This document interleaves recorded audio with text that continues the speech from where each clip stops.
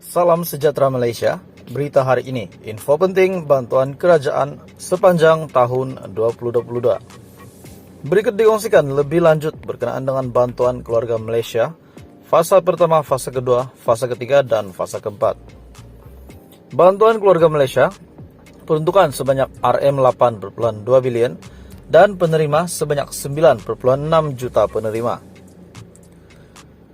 Bagi pendapatan isi rumah di bawah 2.500 yang tidak mempunyai anak, bantuan sebanyak 1.000. Manakala yang mempunyai 1 dan 2 anak, bantuan sebanyak 1.500. Manakala untuk yang mempunyai 3 dan ke atas, bantuan BKM akan diagihkan sebanyak RM2.000 Malaysia. Manakala bagi pendapatan isi rumah RM2.500 sehingga RM5.000 yang mempunyai 1 ataupun 2 anak, RM600 akan diterima. Manakala yang mempunyai 3 anak dan lebih akan mendapat bantuan sebanyak RM800. Manakala yang tidak mempunyai anak akan mendapat bantuan BKM sebanyak RM400. Manakala untuk tambahan pula, tambahan kadar isi rumah, ibu ataupun bapa tunggal IBT isi rumah akan terima bantuan tambahan BKM sebanyak RM500. Manakala warga emas isi rumah akan mendapat RM300. Bagi warga emas bujang ataupun yang tiada pasangan dan berpendapatan di bawah RM5.000, bantuan BKM sebanyak RM600. Untuk bujang pula, di bawah pendapatan 2.500 akan mendapat BKM RM350. Yaitu fasa pertama RM200 dan fasa ketiga RM150.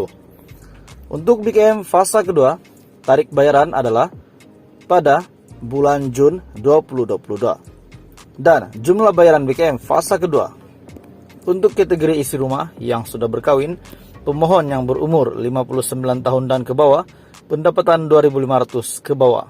Yang tidak mempunyai anak akan mendapat RM200, yang mempunyai 1 sehingga 2 anak akan mendapat 300, dan yang mempunyai 3 anak dan ke atas, bantuan sebanyak 400. Salam sejahtera Malaysia. Berita hari ini, info penting bantuan kerajaan sepanjang tahun 2022. Berikut dikongsikan lebih lanjut berkenaan dengan bantuan keluarga Malaysia, fasa pertama, fasa kedua, fasa ketiga, dan fasa keempat.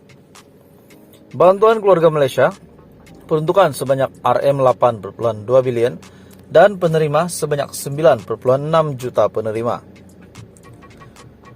Bagi pendapatan isi rumah di bawah 2.500 yang tidak mempunyai anak, bantuan sebanyak 1.000. Manakala yang mempunyai 1 dan 2 anak, bantuan sebanyak 1.500. Manakala untuk yang mempunyai 3 dan ke atas, bantuan BKM akan diagihkan sebanyak RM2.000 Malaysia. Manakala bagi pendapatan isi rumah RM2.500 sehingga RM5.000 yang mempunyai 1 ataupun 2 anak, RM600 akan diterima. Manakala yang mempunyai 3 anak dan lebih akan mendapat bantuan sebanyak RM800. Manakala yang tidak mempunyai anak akan mendapat bantuan BKM sebanyak RM400. Manakala untuk tambahan pula, tambahan kadar isi rumah, ibu ataupun bapa tunggal IBT isi rumah akan terima bantuan tambahan BKM sebanyak RM500. Manakala warga emas isi rumah akan mendapat RM300. Bagi warga emas bujang ataupun yang tiada pasangan dan berpendapatan di bawah RM5.000, bantuan BKM sebanyak RM600. Untuk bujang pula, di bawah pendapatan 2.500 akan mendapat BKM RM350. Yaitu fasa pertama RM200 dan fasa ketiga RM150.